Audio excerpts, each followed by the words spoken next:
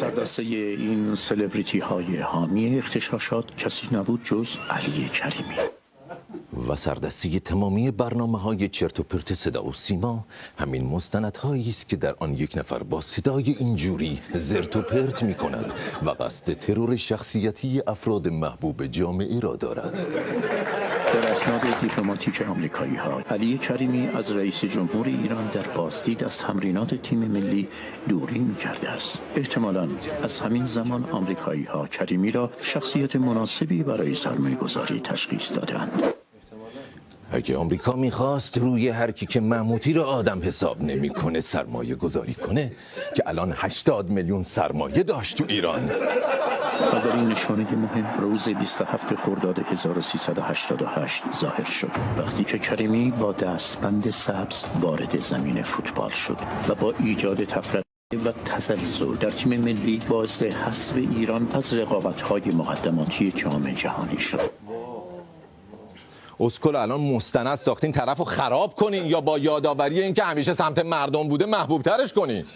خصوصیات نامتعادل شخصیتی کریمی به خصوص ستیزجویی و پرخاشگری در طعمه شدن او نقش داشت.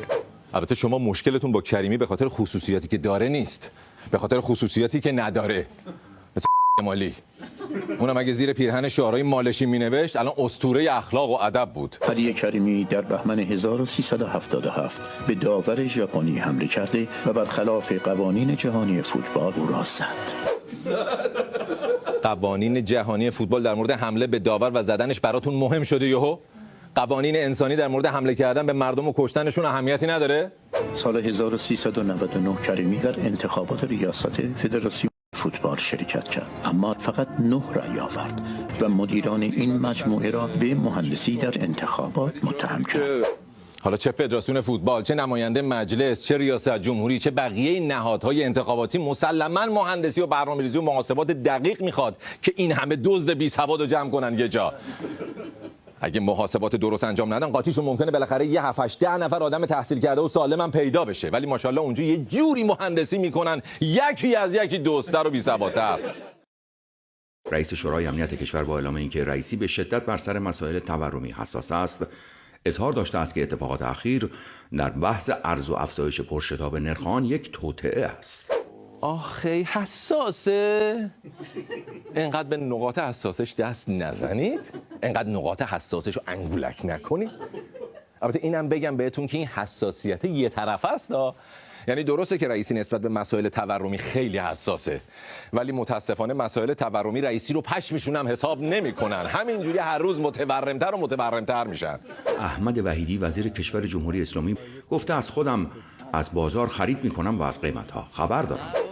خب تو که خبر داری خبرها رو به گوش رئیست هم برسون. باز اون یکی جمعه به جمعه در جریان مسائل قرار میگرفت. این پرپکان که مخش کاملا آنگوزمان کرده رفته. قیمت دلار افزایشش تقریبا 2 تومن بیشتر نبوده. این جهش 20 تومن سواله که از کجا پیدا شد؟ از همون جایی که سر و کله روزخون تو اقتصاد پیدا شد. تو میری توالت اجابت مزاج میکنی بعدش میپرسی این از کجا پیدا شد؟ حاصل دسترنج خودته دیگه.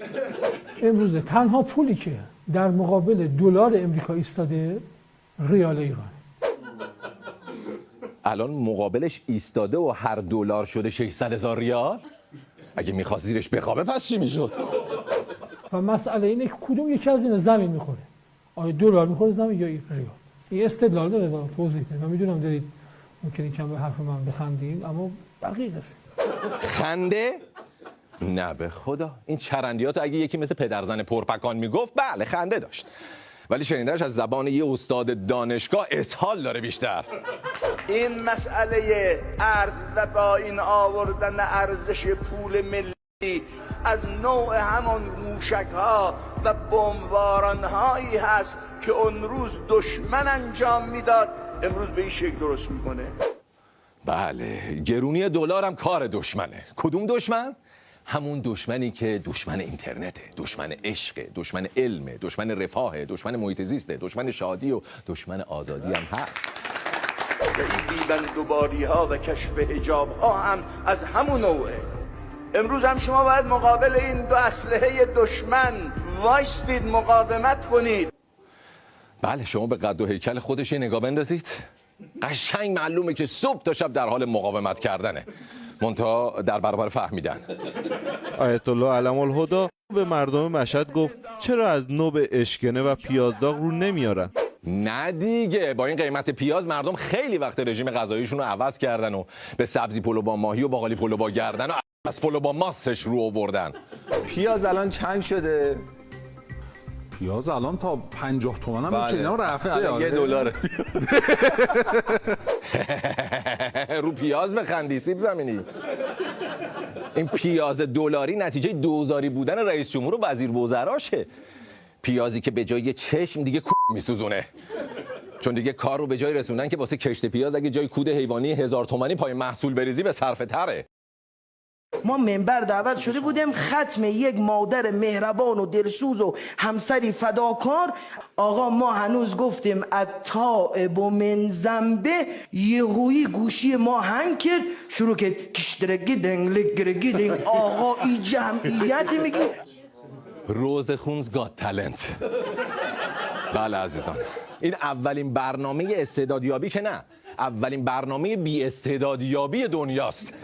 یعنی یه چند تا داور که هیچ هنری جز روزخونی ندارن جمع میشن، از بین شرکت کننده ها هر کی بیشتر از بقیه هیچ هنری نداشته باشه رو بهش 3 چراغ قهوه‌ای میدن بره مرحله بعد.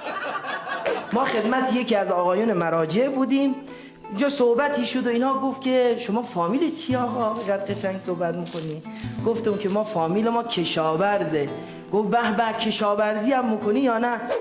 نه کشاورزی که نه، ولی با توجه به موجوداتی که شما پای سخنرانیاتون پرورش میدین میشه یه جورایی گفت دامپروری میکنید. تحصیلات شاید کشاورزی که درباره کشاورزی صحبت. من تحصیلات دانشگاهیم بی ربط به امنیت غذایی نیست. من علوم سیاسی خوندم که در واقع امنیت غذایی رو یه جورایی من پیوند میدم با حوزه امنیت در واقع ملی. بله خب علوم سیاسی و کشاورزی خیلی رابطه تنگاتنگی دارن با هم، منتها فقط تو کشور ما که سیاستمدارا صبح تا شب مشغول آبیاری و کوددهی به تپه‌هایی هستن که در اقصا نقاط مملکت کاشتن. یا بعضیا فکر میکنن این چین عمامه ما مثل درجه نظامیایه، مثلا اگه اونجوری بود ما الان سرهنگ تمام بودم مثلا. حالا سرهنگ تمام که نه، ولی الدنگ تمام رو قطعا هستی. مثلا ما مدرسه دبیرستان میریم فکر میکنن رنگ عبای ما مثل کمربندای تکواندو و اینایه، از سفید شروع میره تا مشکی. این مال قدیم بود که فکر میکردن عبای آخوند مثل کمربند تکواندوه. الان دیگه بیشتر عمامشون حکم توپ فوتبال داره واسه جوونا. دیدید دیگه میزنن زیرش هوا بره. خدمت شما بینندگان عزیز و ارجمند و مهربان و با وفا، همونجا ضربه رو میزنه با آرامش و با حوصله و تدبیر. چه میکنه در آزادی؟ البته این شوخی‌های دستی همه نشونه رفاقت و علاقه و صمیمیته که بین مردم و روحانیت وجود داره. امروز مردم دوست دارن روحانیت رو. من هر روز محل منزل و تا محل کار رو با مترو میرم. آره اصلا عاشق روحانیتن مردم. هر جای روحانی میبینن با سلام و صلوات ازش استقبال میکنن. اینم یه نمونه.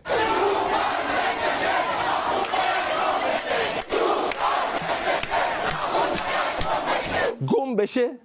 حالا فعلا که کلهشون در زمینه استندآپ کمدی هم پیدا شده. بعضیا هستن میگن آخوندا فقط بلدن مردم رو بگریونن. خب اشتباه میکنن.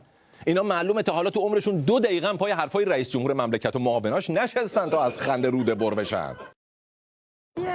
اقتصاد برنامه خاصی دارید؟ یعنی این همون اشتغال زایی رو به چه نحوی می‌خواید؟ آره اشتغال زایی نگاه کنید، الان ما کسانی هستن میتونن علوفه درست کنن. هر کسی یه جایی مشغول بشه، دامداری، علوفه. یعنی بازم فکر خورد و خوراک خودتو همسنفیاتی؟ پس تکلیف مردم عادی که گوشت و مرغ و میوه و سبزیجات میخورن چیه؟ این بعضی چیزا رو میفرستیم خارج، اونا برامون چیز میکنن. اینا رو اگه تو داخل چیز کنیم اینا رو همشو، اون طرف هم حالا ما داخل اینا رو چیز کنیم دیگه بسه. خیلی چیزا داریم. پس بی زحمت حالا که این چیز تو گرفتی دستت داری همه چی رو چیز میکنی، بزن این چیز هوا رو هم از ریشه چیز کن که چیز چیه بره پی چیزش دیگه. شرکت دانش بنیانی تونسته با تولید محصول قرص جوشان عوارض آلودگی هوا رو برای ما کمتر کنه. خب خدا رو شکر مسیر مخترعین نایاب مستعان هنوز ادامه داره و ایشالله به زودی سرم مبارزه با اختلاس، آمپول رشد اقتصادی، شربت کاهش ترافیک، کپسول رفع تحریم و شیاف اشتغالزایی هم در کنار قرص ضد آلودگی هوا توسط برابچه دانشجویان اختراع خواهد شد. خداوند از جدول من